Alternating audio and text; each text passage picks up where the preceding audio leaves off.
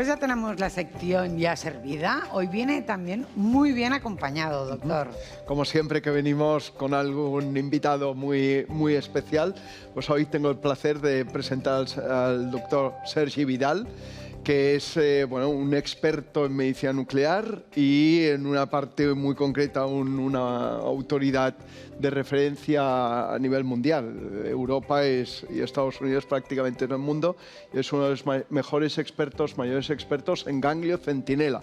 Wow. Cirugía radioguiada, ya veremos un poquito lo que ello. es. Bienvenido, doctor Vidal. Muchas gracias, un placer. Yo empezaría preguntando, ¿qué es la medicina nuclear? Pues bueno, la medicina nuclear es una forma fundamentalmente de diagnóstico, aunque ahora también cada vez se emplea más en tratamiento, una forma de diagnóstico de determinadas enfermedades mediante el uso de unas sustancias que son radiactivas, que emiten una radiación que es como una luz, y esto lo podemos detectar desde fuera. Y entonces con esta detección podemos construir unas imágenes. Y entonces la gran ventaja que tiene la medicina nuclear, tiene varias ventajas, pero una la que yo destacaría es que, por ejemplo, las cosas que son luminosas son muy fáciles de ver y de detectar. Durante la noche vemos las estrellas, en cambio durante el día no es que no estén allá, pero nos desaparecen, ¿no? Y por muy lejos que estén las galaxias más lejanas y tal, pues con un telescopio o con cualquier detector las podemos ver o a simple vista. Pues la medicina nuclear nos permite precisamente esto, que con muy poquitas células que hayan, muy pequeñas que hayan, pero que capten las sustancias que después nos comentará el doctor Vidal, que se administran, pues enseguida las podemos detectar. Esto nos permite que sea una prueba muy sensible y muy precisa además. Y ahora que está de moda la medicina de precisión, pues es un paso extraordinario, creo yo, y que va que no a ir se escapa ni una revolucionando. estrella ahí. Exacto, cada Ahí no se vez escapa tenemos ni una más estrella, precisión, doctor. más detalle y va evolucionando a una velocidad muy grande. Claro. ¿Qué es el ganglio centinela que comentaba el doctor Guix? Bueno, gracias, un placer estar aquí. Un placer. Y el ganglio centinela, que tiene este nombre como muy curioso. De cuento, parece de cuento. Sí, bueno, el que vigila, ¿no? Diríamos, realmente es aquel ganglio que está conectado directamente por el sistema linfático, que podemos explicar más o menos qué es, con una lesión, normalmente tumoral. Y eso es el paso que harían las células del tumor hacia los ganglios linfáticos, que son los ganglios que reciben el drenaje linfático del tumor y se podrían acantonar en ese ganglio. Por lo tanto, si identificamos ese ganglio, podemos ver si está afectado o no y obrar en consecuencia. Y esto tiene sus ventajas que luego podemos explicar. Claro. ¿Cuáles serían las principales aplicaciones de la medicina nuclear en la práctica clínica? Bueno, hay, como ha dicho el doctor Guix, hay pingües, podríamos decir, hay muchísimas. Básicamente, lo que es el gran porcentaje de aplicaciones es en la oncología, por supuesto, pero no solo en eso, sino que incluso en infecciones, en inflamaciones, en tratamientos para determinadas enfermedades reumáticas, enfermedades hemáticas. O sea, como se ha comentado, tiene un abanico de posibilidades importante. Ahora bien, la barrera fundamental es el diagnóstico y dentro de ello las enfermedades oncológicas son las que nos dan pues un mayor porcentaje de trabajo. Claro. La medicina nuclear, por eso, porque claro, escuchamos nuclear y nos asusta. Sí. ¿Es agresiva o no? ¿O no es lo que la mente imagina? No, bueno, esa es una pregunta que para quien entra en el servicio es un poco disuasorio, ¿no? Es aquello, uy, ¿qué me van a hacer aquí? Realmente no, o sea, básicamente somos primos, casi hermanos con los radiólogos. Y cuando entras tú a radiología no tienes esa sensación, ¿no? Entonces, como decía el doctor Guix, es utilizar radiaciones de otro tipo, muy controladas, eso sí, para esos fines diagnósticos, pero para nada van a ser de una agresividad importante. O sea, lo habitual es que haya una inyección vía venosa o por otros, en el caso del ganglio centinela, por otras vías, para localizar lo que queremos y marcar esos tejidos que luego nos aparecerán en nuestro mundo virtual. Exacto. Claro. Las dos grandes diferencias que hay con el resto de diagnóstico por la imagen, o sea, evidentemente en medicina nuclear para el diagnóstico vemos una imagen y por lo tanto la tenemos que interpretar y es dentro del diagnóstico por la imagen, pero el diagnóstico por la imagen clásico es el TAC, la radiografía convencional y la resonancia magnética. Entonces la diferencia, por ejemplo, es que un TAC, una radiografía cualquiera, es lo mismo una persona sana que de un trozo de una pieza quirúrgica que hayas extirpado o de una momia de Egipto que le hagas un TAC. Ves unas sombras. Ajá. En cambio, la medicina nuclear es completamente diferente. Administras una sustancia que es luminosa, lo que pasa es que no la ve el ojo humano, es otra longitud de onda, la que emite y la administras por vía o endovenosa o en el seno del tumor, un pinchacito como si fuese una inyección en el seno del tumor, y es el propio metabolismo el que distribuye esta sustancia y hace que se acumule en alguna parte. Y esta acumulación al cabo de unas horas, 2, 3 horas, 90 minutos de administración y tal, es lo que lo detectamos desde fuera y lo que nos permite decir, pues mira, el ganglio que capta esto que has puesto, por ejemplo, en la mama, en el tumorcito de la mama, el ganglio que capta es este. Entonces, el cirujano va a extirpar simplemente este. Entonces, creo que tenemos además un ejemplo de imagen. ¿Y para qué sirven los ganglios o qué son, por la gente que no los entendiese? O sea, la sangre llega a cualquier órgano del cuerpo por las arterias. Y entonces pasa por todas las células y antes de volver a la circulación general tiene unos filtros. Y estos filtros son los ganglios linfáticos. Entonces, si una célula del tumor se quiere escapar, dejará alguna huella en el ganglio linfático. El primero que recoge todo este filtro es el ganglio centinela. Y gracias a estas técnicas del doctor Vidal, pues lo podemos ver cuál es y analizar. ¿Las imágenes? Sí, en este caso es un paciente que tiene un melanoma en la espalda. Sí. Y a partir de ahí lo que nosotros hacemos es inyectar alrededor del melanoma o la mayoría de veces en esta patología precisa en la cicatriz de la biopsia que ha hecho el dermatólogo previamente, inyectamos una pequeña cantidad del radiotrazador y hacemos estas imágenes. Aquí, como es en piel, que tiene mucha riqueza linfática, lo que se hace son estudios dinámicos, que es lo que vemos en la parte inferior a la izquierda, y ahí se ven los canalitos linfáticos como van progresando, que eso es la propiedad que nos explicaba el doctor Guix, hasta acumularse en las zonas habituales de drenaje, que son las axilas o las ingles en función de la localización, ¿no? Y esos puntitos blancos que vemos, excepto el central, que es la zona de la inyección, son los que serían los ganglios que están conectados con esa zona y que serían los centinelas, en este caso en ambas axilas. Claro. Es muy importante decir que nosotros veamos esto no implica, y esto es para tranquilizar a todo el mundo, no implica que estos ganglios estén afectados por la enfermedad. Solo nos indica que son las conexiones primeras y que el cirujano las tiene que ir a buscar, localizarlas y analizarlas muy detalladamente con nuestros compañeros de anatomía patológica. Eso hará que el diagnóstico sea mucho más preciso, no perdamos ninguna célula que podría estar por ahí y en función del resultado demos pues el tratamiento más. Es decir, es como acorralarlas.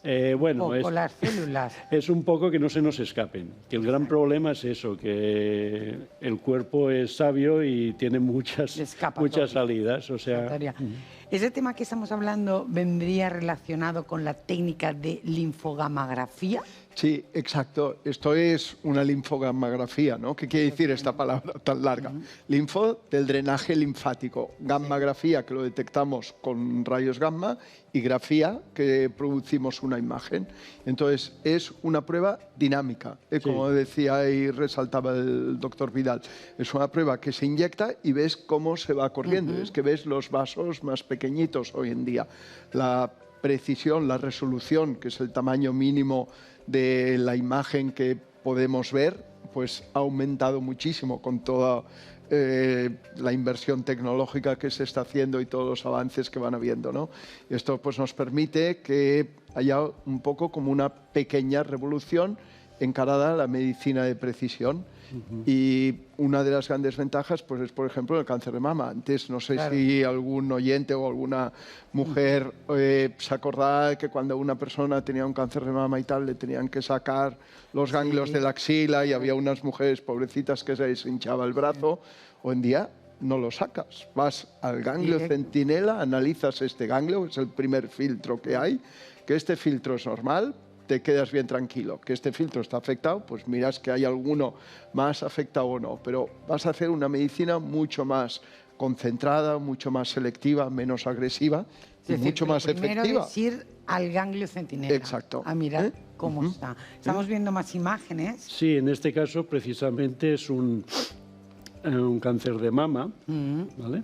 En el cual podemos ver que se ha administrado el trazador por vía ecográfica, que son las imágenes de arriba, y luego, pues lo que decía el doctor Guix, hemos ido haciendo una serie de imágenes en diferentes proyecciones para tener todos los ángulos de vista, y luego estas imágenes que destacan un poquito más en rojo es unas reconstrucciones que hacemos aprovechando que podemos hacer también un TAC de baja dosis, que eso también ayuda mucho, y eso nos permite ofrecer estas imágenes en 3 dimensiones que para los cirujanos lo entienden mucho mejor que ver puntitos en el espacio, ¿no?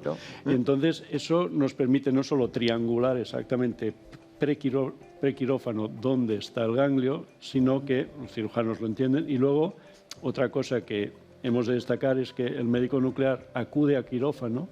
Como esto emite una radiación, nosotros utilizamos unos dispositivos que son, para que me entienda la mayoría, como unos detectores Geiger, pero sofisticaditos y pequeños para caber por ciertas partes del cuerpo, y con eso localizamos la actividad que emite ese ganglio que está previamente marcado, y eso facilita muchísimo el tiempo quirúrgico, con lo cual te ahorras también un proceso anestésico largo, y lo que decía, el sacar con precisión ese ganglio, o eso, a veces hay más de uno, eso depende de cada persona, ¿vale? Pero evitas en un porcentaje enorme de pacientes ahora tener que hacer un vaciado axilar, que es lo que se hacía no hace tanto. No hace tanto. ¿Cuáles son los principales tumores en los que se detecta el ganglio centinela? Yo creo que se ha probado, el ganglio centinela empezó su andadura, para que nos hagamos una idea, en 1992. O sea, ya hace 30 años. Imagínate, pasa volando. Aquí en Cataluña y en España se empezaron a trabajar en el año 96.